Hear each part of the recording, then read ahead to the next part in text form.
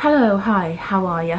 Today is the 22nd of March 2020 and it's Sunday, I believe. Yes, Sunday the 22nd of March.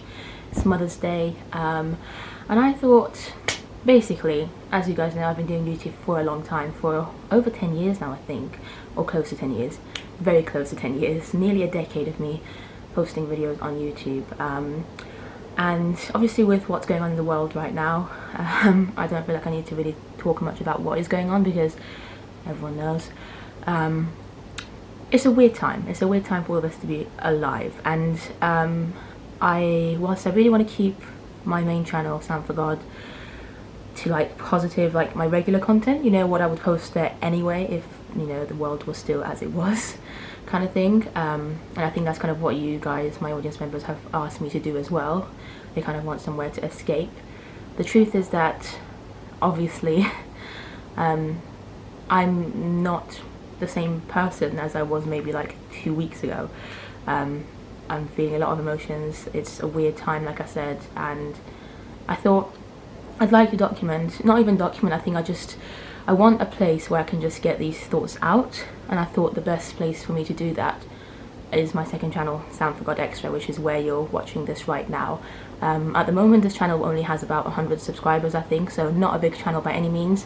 I really don't even like necessarily care if nobody watches these. I just, like I said, I just wanted it to be for myself more than anything, just a place where I can get things out. And maybe somebody might find something useful in these videos. Maybe, you know, it might help someone who might be feeling alone through this. I don't know. But I'm not going to be like editing them heavily or anything. In fact, I don't want these videos to be edited at all, to be honest. If I can help it, I'm not going to edit them at all. But it's going to be like a daily update, a daily little chat with you. And it's not necessarily all going to be like negative either, you know. It's just a daily like video of me just telling you how I am, what I've been doing, what I've been thinking.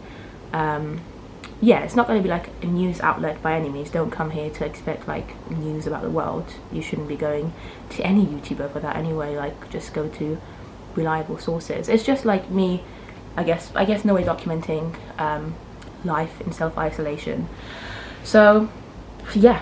And obviously, by the way, as well as the videos that I'm posting on my Sound for God channel, so that's still as it is. Nothing's going to change on my Sound for God channel.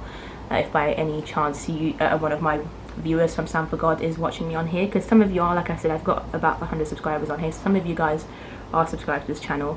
Yeah, Sound for God channel, still the same stuff. And it's going to be exciting. Actually, I'm looking forward to editing some of the videos that I haven't in a while, like some of the, you know, the remainder of my Disney World vlogs, etc., and a lot of more Disney videos and theatre videos and other videos that you guys have suggested me to do. So I'm excited to do those. Yeah, I thought I'd talk to you a little bit about where I stand with my life right now, generally though, in terms of the self-isolation stuff. So like I said, today's 22nd of March and it marks exactly a week since I started self-isolating. Last weekend I was at my friend's wedding, Rebecca, in Liverpool, and her wedding was on Saturday. She's very lucky. She's probably one of the last people who got to get married without things being a bit crazy, you know. And even so, last weekend for her wedding when I went, I'm not gonna lie, I was a bit apprehensive to go. My mum was really worried. She was like, can you, like, is there any way you can like wear gloves at the wedding or just be really careful? Is there any way you can maybe not go, genuinely? And like, because she was just really scared that, you know, being in a environment with like hundreds of people, obviously as weddings normally are, it could be risky. Obviously, and I thought about it, but there was no way I couldn't go, to be honest. You know, she's one of my best friends, Rebecca, and it was hard. You know, at that point I feel like things hadn't got as extreme as then as what they are now. So I think it was like the final weekend of things being at least a little bit normal. So even though I was a little bit worried, and I think I spoke to quite a few people there, a lot of us were a bit like, we need to be really careful. And you know, coronavirus was definitely on our minds at the time. It wasn't like we weren't thinking about it, but it was actually kind of nice to have one last kind of big event, I guess. I don't go to weddings or anything often. In fact, my friend Rebecca's wedding was probably the 4th wedding I've ever been to in my life. The first one being my aunt's wedding, I think years ago. My aunt got married, like honestly, when I was about maybe 7 or 8. And then one of my friends' brothers got married as well. And then one of my friends got married a few years ago, and then Rebecca is like the 4th wedding I've ever attended. So it was really good. But yeah, since then, haven't really seen anyone physically, haven't spoken to anyone physically apart from my parents and my brother, who are the people that I'm self-isolating with. It's weird. So yeah, got back to London from Liverpool on Sunday like afternoon. It's about 4 o'clock right now, so yeah, just around about 2 p.m. maybe last Sundays when I got back home. It was a bit of a stressful time. Like, my mum was really panicking about like my suitcase and stuff, because my suitcase had obviously been rolling on the floor, and you know, some reports say that the virus can easily stick to surfaces and stay there for a while. So she was like, we need to like clean your suitcase before you bring it in. It was a bit of a scary time. It really hit home, I think, when I got back and I saw how worried both my mum and dad had been.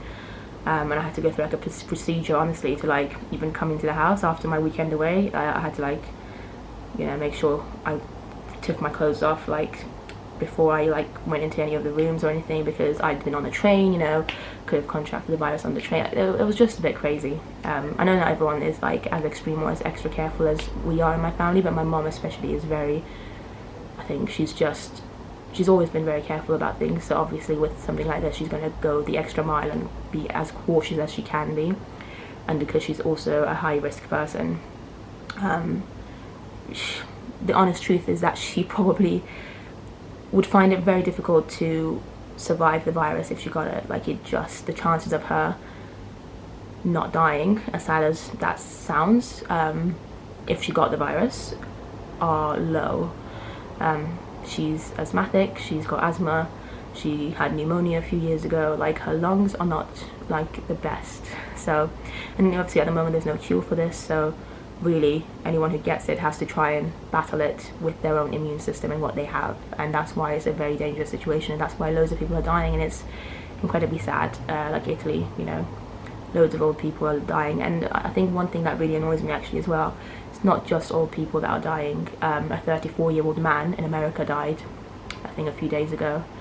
Yeah, he seemed like a healthy American man, 34 years of age, that's young, and he'd recently been to Disney World, and he died. Apparently he did have a history of asthma when he was a child, but he hadn't suffered with asthma since he was a child. So more or less he felt like he was a normal healthy person, and yet he still died. And that's just one example. There are definitely other young people who are also dying, some of them completely healthy.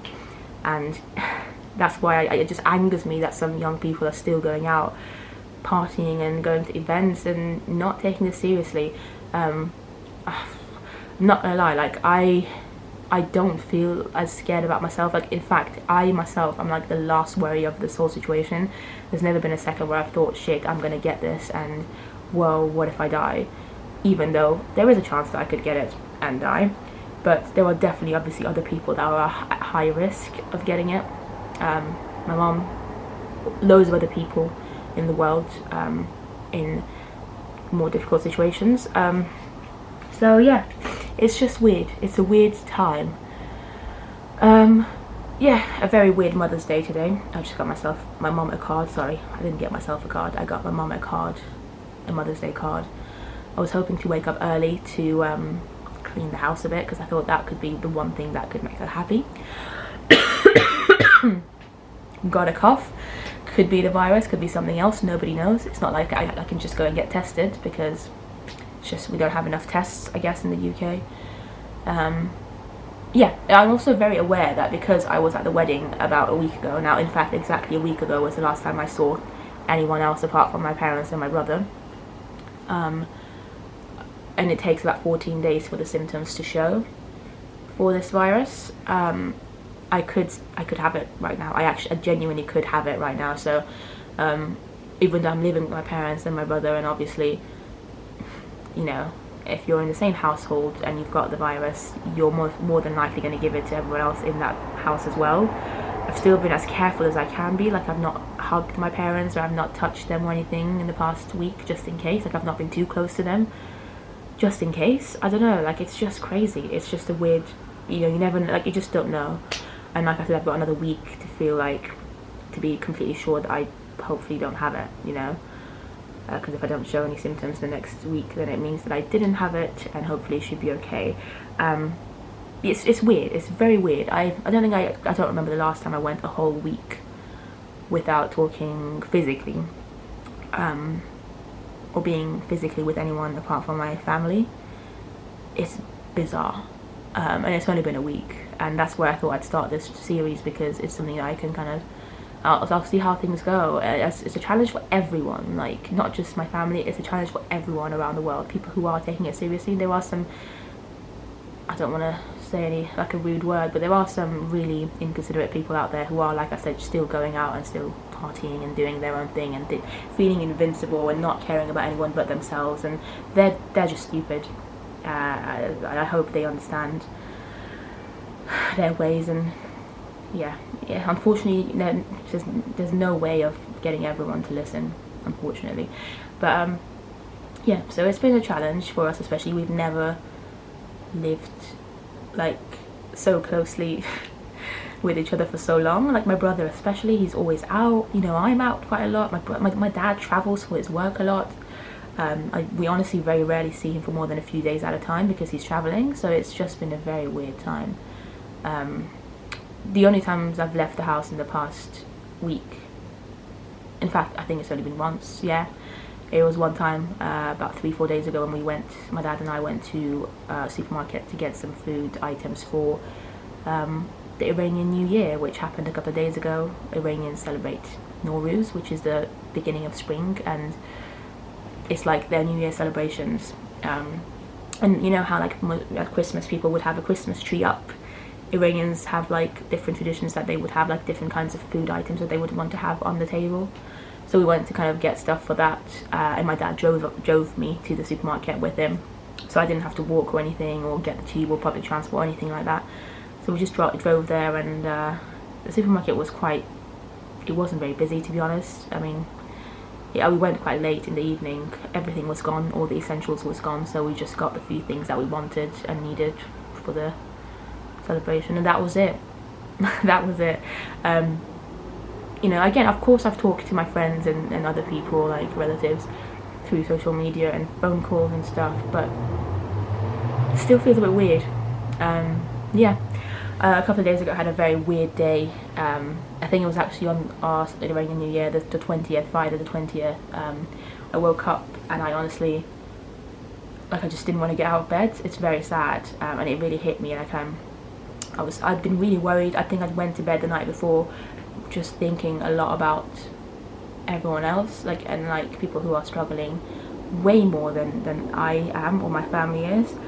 I think I'd heard like one of our local buskers outside the evening before, and I was just like, what are they gonna do in this situation? And all these homeless people, like, I don't know, I just went on a spiral of just thinking of like other people and how they're gonna cope and what can we do to help them. But then I was like, you know, it's not just them, there's other people, there's just so many people right now who are struggling, and I was just didn't know what to do about it. I was overwhelming, and I think that's why I woke up just like feeling really weird, and I cried about the whole situation for the first time. So I'd been I tried to be very rational about it the first kind of 4 or 5 days, and then yeah, on Friday a couple of days ago I just broke down and cried for a while, just about the world and what's happening to it, and it was just overwhelming. I think I needed to do that. So just got a little text, but yeah, that was that. I've since tried to kind of look into ways of maybe donating to food banks around London or the UK and see if that can help in any way. I mean, of course it will help. It's not like I can go to food banks and help people right now, because that's the opposite of social distancing, you know. But then it makes me sad as well, because a lot of people that work for these charities and like food banks are older people above the age of 60 or 70, people who are very high risk for this disease, and what if they get the virus because they still want to help and then they die, and what if they decide to self-isolate and then that affects all the homeless people? Oh shit, it's just like this is what I'm saying, it's just a cycle, and it's shit. But I'm gonna end this video for today. I feel like I've already been talking for quite a while. I'll speak to you again tomorrow, you know. Might be a different background, might be a different outfit, hopefully. I've actually been enjoying wearing different t-shirts. Like I'm wearing my Disney Villains t-shirt that I got from Disney World Florida last month, and it says Happy Valentine's Day, because it was on Valentine's Day that the event was happening. It literally feels like so long ago now. It was only last month, but yeah. And when I got it, I thought I'm probably never going to wear it unless it's Valentine's Day, you know, because it's such a niche t-shirt. It's a very niche t-shirt, you know. It says Happy Valentine's Day, and there's only one Valentine's Day every year. So I honestly didn't think I'd be wearing it anytime soon, but it's not like I'm leaving the house or anything, so I might as well wear t-shirts that make me happy. I hope you're doing well. I hope you got something out of it. Like I said, I don't mind either way if you watch these or don't. I'm doing these more than anything for myself. And if anybody wants to join along, leave your comments down below or anything and let me know how you've been feeling. It'd be nice. Yeah, this is just like a more real side of me than what I'm going to be showing, I guess, on my Sam for God channel, because I want to keep that more regular base. Like, I want that channel to still be as it would be if the world was as it was, you know what I mean? Whereas, of course, I have all these thoughts constantly, even though I can, like, you know, escape for a while and do some videos and edit, and there's ways to make yourself happy. Obviously it's not all sad, but I think it's a nice balance to have this channel to like talk about more real stuff, but like I said, it's not all going to be sad stuff on here either. It's just whatever comes into my mind. Some days we might just make a puzzle together, you know, or watch something together, I don't know, and then over there it'll be more like regular content. Cool. Thank you for watching. I'll see you tomorrow.